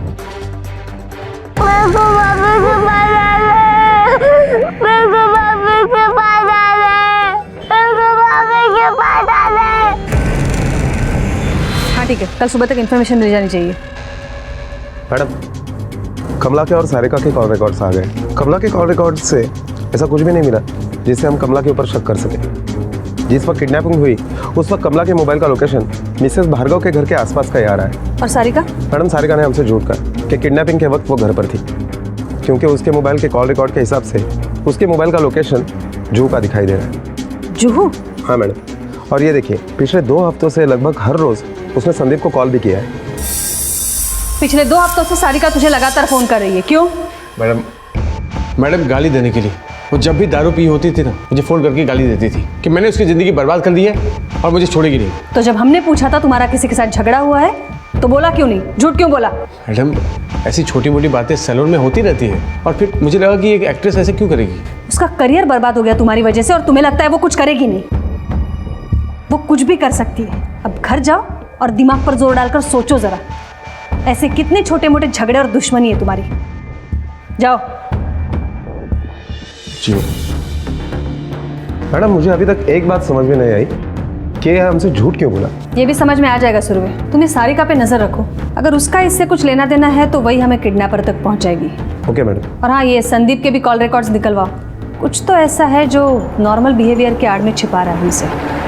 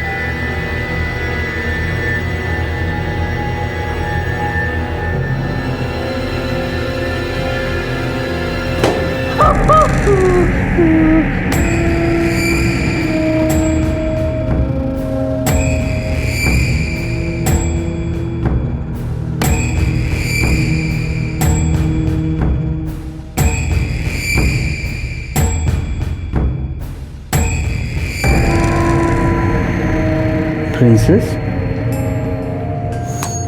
good girl.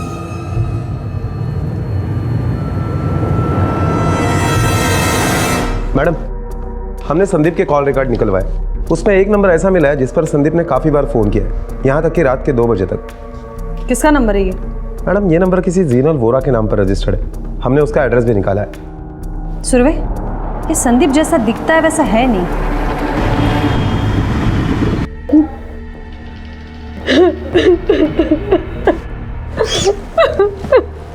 मेरा बच्चा। कुछ नहीं होगा हमारे ऋषभ।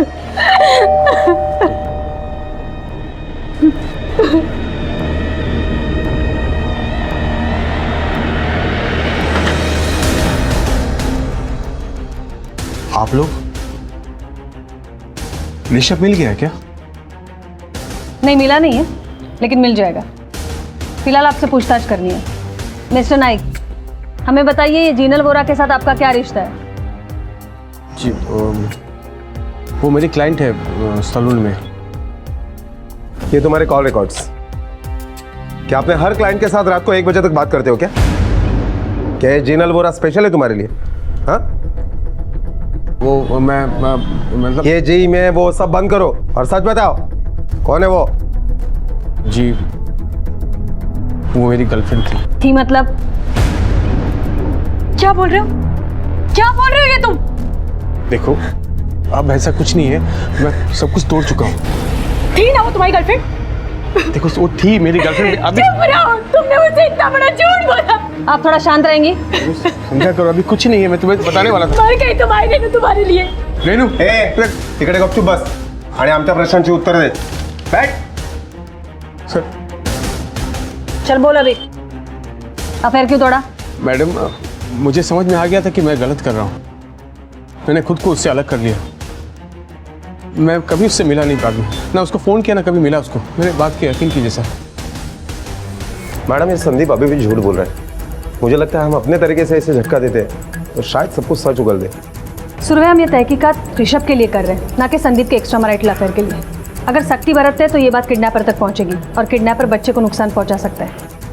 हो सकता है जीनल आज भी संदीप से प्यार करती हो और ऋषभ उसके रास्ते का सबसे बड़ा रोड़ा हो सकता है ये बीवी को छोड़ सकता है लेकिन बच्चे को नहीं छोड़ना चाहता हो सकता है। मैडम मुझे लगता है हमें जीनल को उठा लेना चाहिए क्योंकि उसके पास एक किडनैपिंग का स्ट्रांग मोटिव है। एक काम करो, ये जीनल पर नजर रखने के लिए अपने कांस्टेबल लगा दो। जीनल या सारिका दोनों में से एक हमें किडनैपर या बच्चे तक पहुंचा सकती है।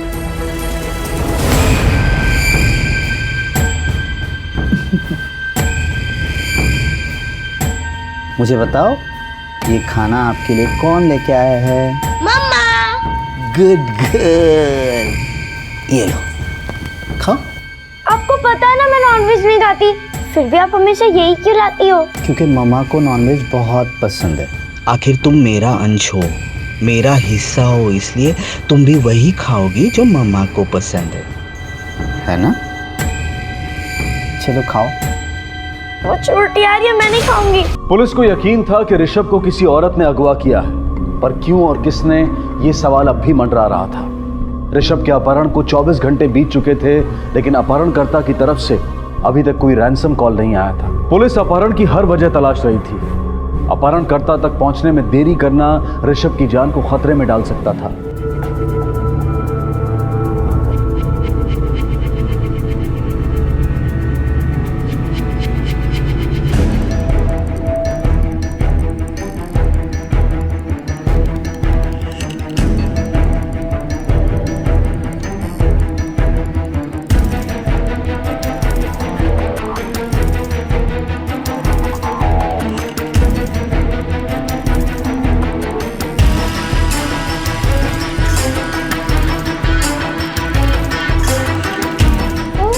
क्या कर रहा था? देख मैं तेरे लिए क्या लेके आई हूँ।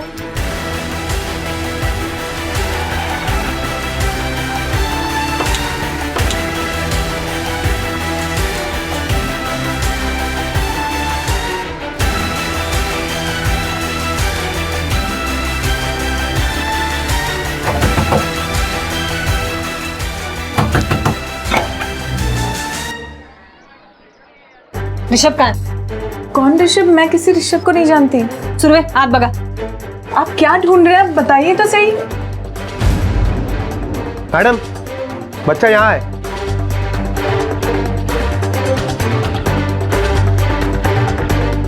मैडम लेकिन ये ऋषभ नहीं है। ये बच्चा मेरा और संदीप का है। शादीशुदा नहीं हुई इसलिए इसे अपने साथ नहीं रख सकती, इसलिए अपनी बाई लता के पास रखा है। मैं उसे इसके खर्चे के पैसे देती हूँ, वो पैसे मुझे संदीप ही देता है। तो ऋषभ के होते हुए संदीप आपको और आपके बेटे को एक्सेप्ट नहीं कर रहा था, इसलिए आपने ऋषभ को किडनैप किया। क्या ऋषभ किडनैप हो गया? हुआ नहीं है, आपने करवाया है। सर मैंने ऐसा कुछ भी नहीं किया, सच में नहीं किया। मेरा और संदीप का रिश्ता तो कब का खत्म हो चुका है। अच्छा, तो ये रिश्ता कब का खत्म हो चुका है, फिर भी आपने उसको कल सुबह और दोपहर को फोन किया था, क्यों? देखिए चुप रहने से कुछ नहीं होगा, हमारे पास आपके कॉल रिकॉर्ड्स हैं और लोकेशन है। जब ऋषभ किडनैप हुआ तब आप उसके घर के पास थी। मैं वहाँ इसलिए गई थी कि संदीप मेरे कॉल्स नहीं उठा रहा था, वो मुझे इग्नोर कर रहा था मैम। और तो और उसने मेरे बच्चे के खर्चे के पैसे भी देना बंद कर दिया। तो मैंने सोचा कि अब उसके घर जाकर ही उससे बात करना ठीक होगा, इसलिए मैं वहाँ गई थी। ए भाई रुको, अरे कहाँ? ओ भाई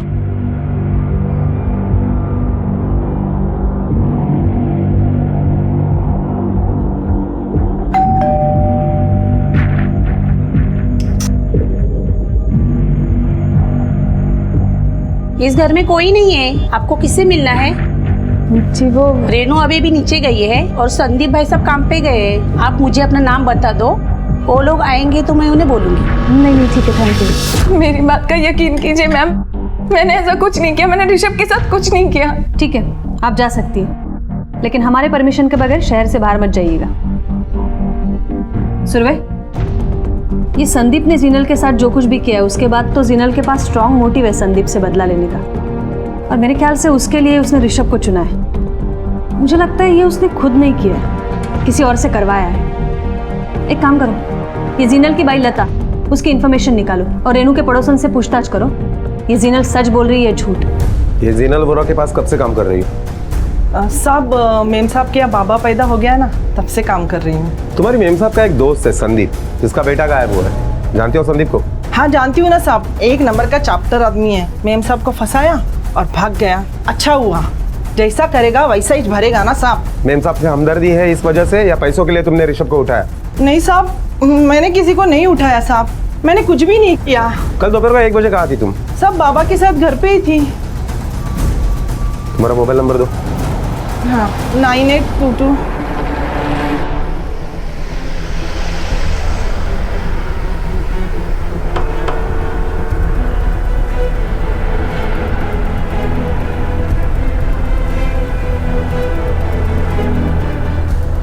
मैडम, सारिका के मोबाइल का लोकेशन जो जू का दिखाई दे रहा था, वो सी ग्रेड के प्रोडक्शन हाउस का ऑफिस है। और इंक्वायरी के दरमियान पता चला है कि उस प्रोड्यूसर से सारिका का अफेयर चल रहा है। इसका मतलब है सारिका अपना अफेयर छुपाने के लिए हमसे झूठ बोल रही है। अच्छा, ये जीनल के बाई के बारे में कुछ पता चला? हाँ मैडम, लता के मोबाइल का लोकेशन सौरभ के किडनैपिंग के वक्त लता का घर का ही है। और नीतू के पड़ोसियों से जब हमने पूछताछ की तो उन्होंने बताया कि जीनल को संदीप का डोरबेल बजाते वक्त उन्होंने देखा था। सुरभि, या तो हम गलत दिशा में तहकीकात कर रहे हैं या फिर ये संदीप और जीनल अब भी हमसे कुछ छुपा रहे हैं। अगर इन औरतों में से किडनैपिंग की जगह पर कोई नहीं था तो फिर वो कौन औरत हो सकती है जिसने ऋषभ को किडनैप किया हो?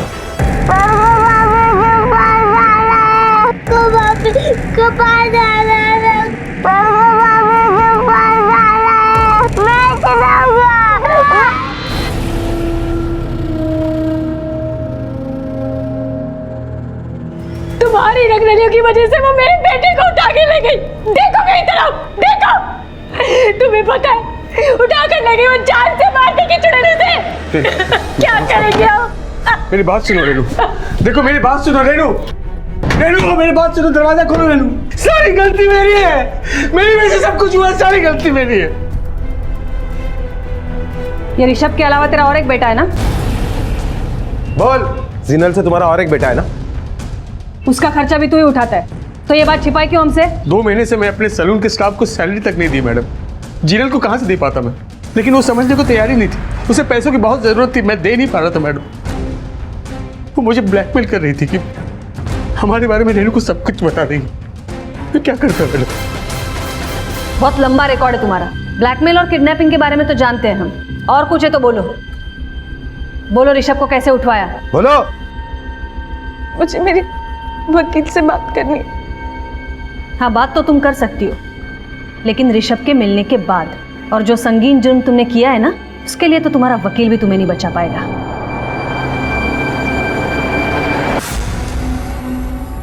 संदीप, संदीप, क्या हुआ?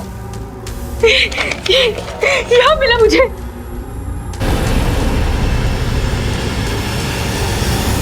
एक हाथ पैसा दे और दूसरे हाथ अपना बच्चा ले।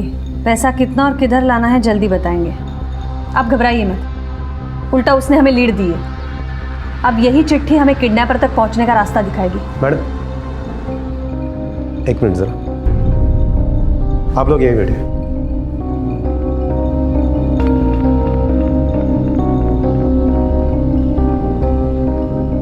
मैडम, मैंने उस बिल्डिंग के विजिटर रिकॉर्ड चेक किए, लेकिन उसमें ऐसी कोई भी एंट्री नहीं मिली जिस पर यह शक किया जा सके कि उसने वो चिट्ठी वहां रखी हो। लेकिन हाँ, कमला उस वक्त बिल्डिंग में आई थी काम करने के लिए, लेकिन वो भी उस विंग की तरफ गई नहीं। सुरभि, अगर बाहर का कोई इंसान आया नहीं है तो ऐसा तो नहीं है कि घर के किसी इंसान ने चिट्ठी दरवाजे पर लगाई हो? मैडम, कहीं आपका शक इन दोनों के ऊपर तो नहीं? कुछ भी हो सकता है। एक काम करा, हैंडराइटिंग एक्सपर्ट को बुलाओ, सबके हैंडराइटिंग सैंपल्स लो। ये संदीप, रेनू, जीनल, लता, सारिका, कोई नहीं छूटना चाहिए। Okay madam.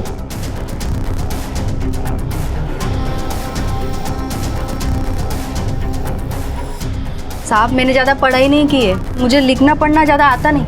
जितना लिखना आता है उतना लिखो।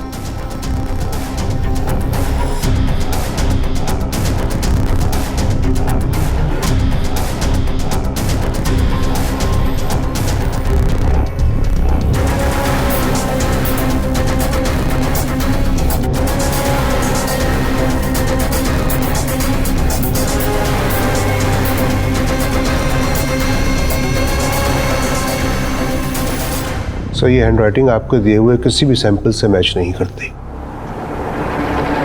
देखिए, जितनी देर होगी खतरा उतना ही बढ़ता जाएगा और हमारे पास ज्यादा वक्त नहीं है। सो प्लीज आप दोनों याद करने की कोशिश कीजिए, आपका कभी भी किसी के साथ भी कोई झगड़ा हुआ था या फिर दुश्मनी है? नहीं मैडम, हमारी तो किसी से कोई दुश्मनी नहीं है, पर हो सकता है कि रेनू के पापा की किसी से दुश्मनी हो और उसकी वजह से हमारे बच्चे को। तुम अपनी करतूतों का इल्जाम मेरे पापा पे लगा रहे हो और तुमने ऐसा सोचा भी कैसे? और भूल गए तुम्हारा जो कुछ भी हो ना मेरे पापा की वजह से हो। ये तुम क्या बोल रही हो? सही बोल रही हूँ। क्या हो रहा है ये सब? ये झगड़ा करने का वक्त नहीं है। हर एक सेकंड पे खतरा बढ़ता जा रहा है, हमें हर एक पॉसिबिलिटी चेक करनी है। अब आप बताएंगे आपके फादर कहाँ मिलेंगे? क्या ऋषभ किडनैप हो गया और किसी ने मुझे बताया तक नहीं? आपके दामाद का कहना है कि आपकी किसी दुश्मनी की वजह से ऋषभ को किसी ने किडनैप किया है। हमारे बिजनेस में दुश्मनी होते रहती है, मगर वो दुश्मनी हम बिजनेस में ही निकालते हैं। ऐसे नहीं होता कि किसी के घर वाले को किडनैप करने लगेंगे। ये आपके दामाद के बारे में क्या कहना है आपका? उसके बारे में क्या कहना है? जो है सो है, नसीब खोटा है उसका। और आपकी बेटी रेनू, उसके बारे में? रेनू के बारे में तो वो एक अच्छी लड़की है। मैडम, मला एक गोष्ट खूप खटकते। इतना रईस आदमी होने के बावजूद भी उसने अपनी बेटी की शादी संदीप जैसे मिडिल क्लास लड़के के साथ क्यों की? सुरभि, खटकने वाली बात एक नहीं दो है। एक, ये रेनू के बारे में पूछने के बाद यशवंत इतना बेचैन क्यों हो गया था? और दूसरी, जब रेनू को दरवाजे पर चिट्ठी मिली किडनैपर की, तब संदीप कहाँ था? मैडम, मैंने उससे पूछताछ की तो उसने कहा कि उस वक्त वो बाथरूम में था। सुरभि, हो सकता है बेशक चिट्ठी किसी और ने लिखी हो और रेनू ने शौक होने का नाटक किया हो हम सबको दिखाने के लिए।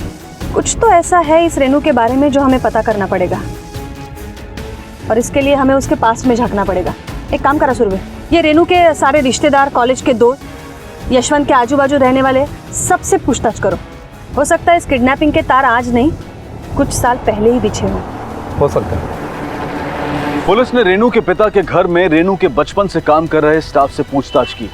उसके कॉलेज में जाकर उसके अतीत को खंगाला, जहां उन्हें रेनू के कॉलेज के दिनों की करीबी दोस्त के बारे में पता चला।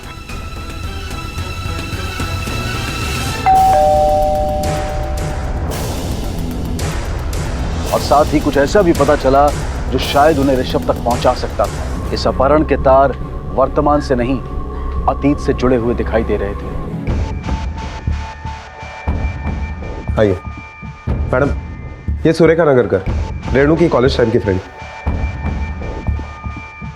मैम, रेनू लड़की बुरी नहीं थी, वो एक रिच फैमिली से बिलोंग करती है, इसलिए बस थोड़ा सा एटीट्यूड में रहती थी। इसके अलावा रेनू के बारे में ऐसा कुछ था जो आपको एबनॉर्मल लगा? मैम, कॉलेज में रेनू का एक बॉयफ्रेंड था, निखिल सोमन नाम का। निखिल सोमन? मैम, उन दोनों का अफेयर लगभग 2 साल रहा था। उसके बाद अचानक से रेनू कहीं चली गई। निखिल ने उसे बहुत ढूंढने की कोशिश की, लेकिन उसका कुछ पता नहीं चला। मैम, मुझे कुछ दिन पहले ही रेनू मिली थी। मुझे तो तभी पता चला कि उसकी शादी हो गई है किसी और से। मैम, मैं तो उसकी बेस्ट फ्रेंड थी कॉलेज में, फिर भी उसने मुझे अपनी शादी में नहीं बुलाया। ये निखिल सोमन कहाँ रहता है? मैम, कॉलेज के बाद तो हम कभी नहीं मिले, इसलिए मुझे नहीं पता कि वो कहाँ रहता है।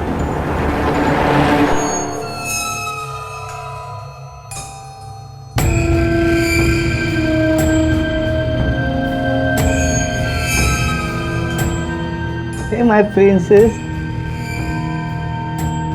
देखो मैं रेडी हो गई, अब चलते हैं ना पार्क। अरे पहले मैं अपनी प्रिंसेस। चलो ना। प्रिंसेस, अभी ना बाहर बहुत धूप है तो हम शाम को जाएंगे। ओके? हाँ, अभी जाना है मुझे। अच्छे बच्चे जिद नहीं करते। ओके? आप मेरी मम्मा नहीं हो। ऐसे नहीं कहते, ऐसे नहीं कहते। नहीं हो आप मेरी मम्मा।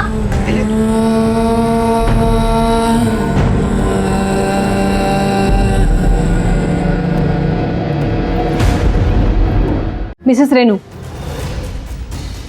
ये निखिल सोमन कौन है? देखिए मिसेस रेनू, आपके पर्सनल लाइफ में हमें कोई इंटरेस्ट नहीं है। ऋषभ को ढूंढने के लिए सारी चीज़ें बहुत इंपॉर्टेंट है, तो प्लीज़ जो कुछ भी सच सच है वो बताइए। आखिरी बार आप निखिल से कब मिली थी? कुछ महीने पहले। रेनू, रेनू, रेनू, मेरा पीछा मत करो प्लीज। मेरी शादी हो चुकी है, मेरा एक बच्चा भी है, और अब ना तुम्हारे और मेरे बीच में कुछ नहीं बचा है। डोंट वरी, मैं तुम्हें फॉलो नहीं कर रहा हूँ। सिर्फ मुझे इतना बता दो, मेरा बच्चा कहाँ है? उसका बच्चा मतलब? डिग्री खत्म होने से 6 महीने पहले मैंने कॉलेज इसलिए छोड़ा था क्योंकि मैं प्रेग्नेंट थी और उस बच्चे का बाप निखिल था। आप निखिल के बच्चे की माँ बनने वाली थी और आपने उसे छोड़ दिया, क्यों? कैसे बताऊं, बहुत ज्यादा शर्म की बात है।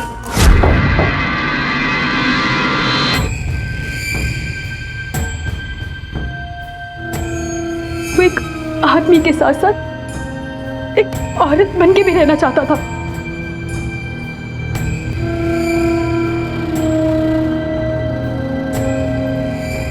प्लीज प्लीज मुझे प्रॉमिस करो तुम आगे से इसे नहीं करोगे। No, I can't promise you anything. Reenu, this is what I am. You have to accept me like this. आज के बाद ना मुझे अपनी शक्ल मत दिखाना, तुम समझे? Reenu, मेरी बात तो सुनो। उस दिन के बाद से मैं निखिल से कभी नहीं मिली, मैंने उसकी तरफ कभी पलट के नहीं देखा। लेकिन मेरे प्रेग्नेंट होने के बाद मेरे पापा को पता लग गई थी। उन्होंने मेरी डिलीवरी अपने दोस्त के हॉस्पिटल में करवाई थी, वहीं पे मैंने बच्चे को जन्म दिया था। मतलब निखिल उसी बच्चे को ढूंढ रहा था? ऐसा कैसे हो सकता है मैम?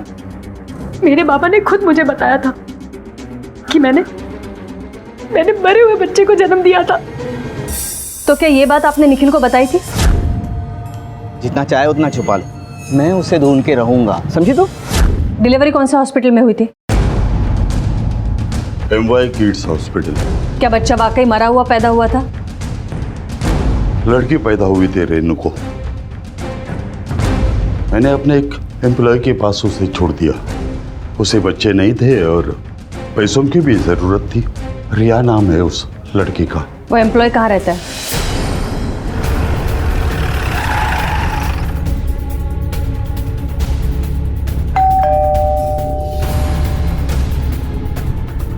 रिया कहाँ है? मैंने पूछा बच्ची कहाँ है? वो रिया, मैंने पूछा बच्ची कहाँ है? मैडम वो 3 महीने पहले किडनैप होगी मैडम। क्या? तो बच्ची की किडनैपिंग की कंप्लेंट लिखवाई थी पुलिस में? नहीं मैडम। बच्ची किडनैप होती हो, तुम लोग पुलिस में कंप्लेंट तक नहीं लिखवाते हो। यशवंत को बताया था? यशवंत साहब हमें बच्ची पालने के पैसे दे रहे थे, अगर बताते तो पैसे आने बंद हो जाते। कमाई का एक ही जरिया था मैडम। बच्चा किडनैप होते हुए देखा था किसी ने? हाँ मैडम, मैंने देखा था। किसने उठाया था? आदमी था, औरत थी? रिया! रिया! रिया!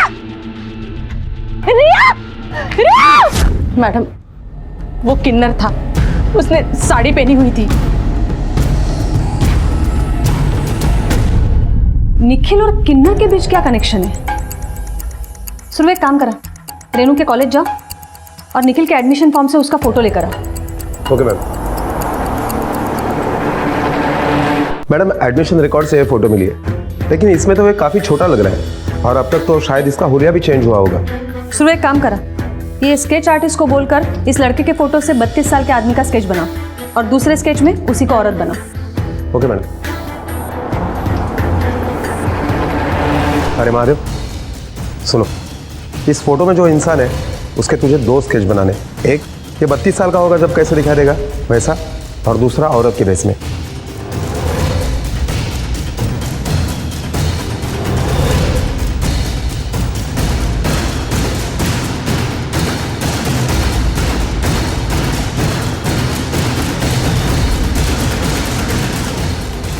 मैडम स्केच रेडी हो गया। सुरवे इसे हर जगह सर्कुलेट करो, और हाँ ये रेनू और शोभा को भी दिखाओ।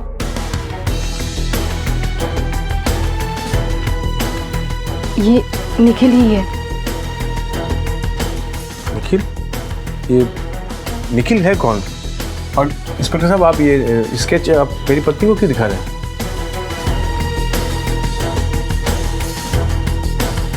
नहीं मैडम, ये वो किन्नर नहीं है। सुरवे ये निखिल को औरत बनने का शौक है, लेकिन वो किन्नर नहीं है।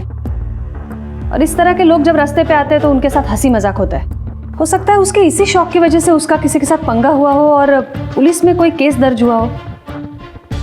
एक काम करो, सारे स्टेशंस में अलर्ट करवा दो। इस तरीके का कोई भी केस अगर दर्ज हुआ है तो हमें डिटेल्स भेजें। Okay ma'am. निखिल की जानकारी के साथ पुलिस की रिया और ऋषभ को बचाने की उम्मीद बढ़ चुकी थी। उन्हें लग रहा था कि दोनों अपहरण निखिल ने ही किए हैं, लेकिन हकीकत कुछ और थी। निखिल के पास तो सिर्फ रिया थी, तो फिर ऋषभ कहां था? क्या रिया और ऋषभ की किडनैपिंग अलग अलग थी, या निखिल और उस किन्नर में भी कोई कनेक्शन था? और तभी इन्वेस्टिगेटिंग टीम को एक पुलिस स्टेशन से निखिल के खिलाफ दर्ज हुए एक केस से उसके बारे में कुछ और जानकारी मिली। मैडम, मालवाड़ी पुलिस स्टेशन में निखिल के खिलाफ एक कंप्लेंट दर्ज है और जिसमें उस पर आरोप है कि औरत के भेष में उसने पब्लिक प्लेस में झगड़ा भी किया और मारपीट भी की। गुड, फाइनली हमारे हाथ लग ही गया ये। एड्रेस क्या लिखा है कंप्लेंट में उसका?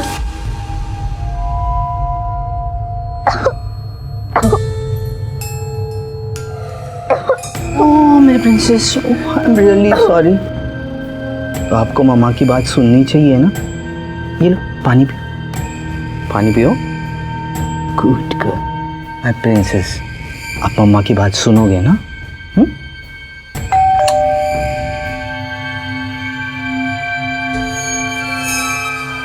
बेटी, कोई आया है दरवाजे पे। हाँ, मैं देख के आती हूँ। तब तक तुम यहाँ रेस्ट करो, रेस्ट करो।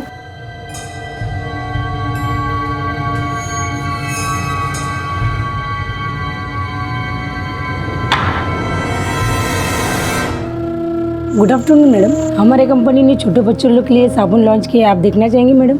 बच्चों के लिए है ना? आइए अंदर आइए। क्या करे officer? Officer leave me alone. Officer क्या कर रहे हैं आप? You hurting me, come on leave me.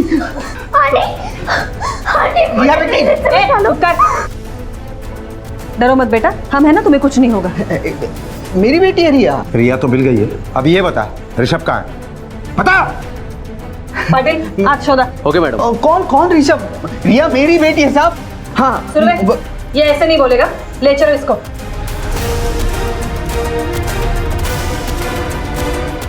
मैंने कुछ किया ही नहीं है। मैंने कहा ना। हाथ खोलिए ना मैडम। चल तू, गली मेरी बेटी है। चल चल चल, डरो नहीं, डरो नहीं, हम है ना। चल देखो, हम जानते हैं कि तुमने ही ऋषभ को अगवा करवाया है, तो अगर बेटी चाहिए तो बताओ ऋषभ कहाँ है? ऋषभ मेरे पास नहीं है, वो बबीता के पास है। कौन बबीता? बबीता एक किन्नर है। बबीता कितनी रोती है रे तू। मैंने कहा ना पैसे दूंगी मैंने जबान दी है, पर पहले मेरी बेटी लाके दे मुझे, उसके बाद ऐसी पार्टी बताऊंगी कि जन्म भर यहाँ बैठ के खा पाएगी। देगी। डन। बबीता ने मुझे मेरी बेटी लाके दी थी, रिया। इसी के बदले में मैंने उसे रेणु के बेटे ऋषभ को उठवाने का आइडिया दिया। और तूने ये सब इसलिए किया ताकि तू रेणु से बदला ले सके? सिर्फ रेणु से नहीं, उसके बाप से भी। मेरी बेटी छीनी थी उसने मुझसे, इसलिए मैंने। चल बबीता का एड्रेस बोल अभी।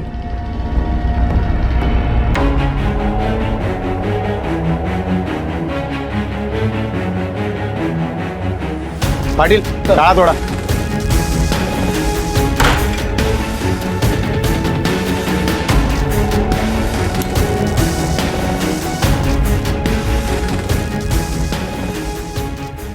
पुलिस को बबीता के ठिकाने से ऋषभ मिल गया, लेकिन पुलिस ने बबीता को भी ढूंढ निकाला और आज वो सलाखों के पीछे है। निखिल को भी अपहरण की साजिश और बबीता को उकसाने के लिए सजा हुई। और सबसे सुकून की बात तो ये है कि संदीप ने रिया को अपना लिया और एक ऐसे स्याह अतीत का अंत हुआ जिसने वर्तमान की जड़ें हिला दी थी। किसी के किए की सजा किसी और को मिली और ऋषभ बेवजह गेहूं में घुन की तरह पिसकर अपने बोलने की क्षमता किसी अनजान वजह से खो बैठा। रिश्तों का बनना बिगड़ना जितना आसान दिखता है उतना होता नहीं है, इसलिए रिश्तों का चुनाव बहुत सोच समझ कर करें, क्योंकि कब अतीत वर्तमान में आकर खड़ा हो जाए कहा नहीं जा सकता, और जिसका अंजाम कई बार बहुत महंगा हो सकता है। इसी विचार के साथ मैं अनूप सोनी अब आपसे विदा लेता हूँ। फिर मुलाकात होगी अगले एपिसोड में एक और चौंका देने वाले केस के साथ। तब तक अपना और अपने परिवार का ख्याल रखें और देखते रहें क्राइम पेट्रोल डायल 100। सबक एक को सीख हम सबको। जय। क्राइम पेट्रोल के और भी दिलचस्प कहानी देखने के लिए हमारे चैनल को सब्सक्राइब करें और बेल आइकॉन दबाना न भूलें।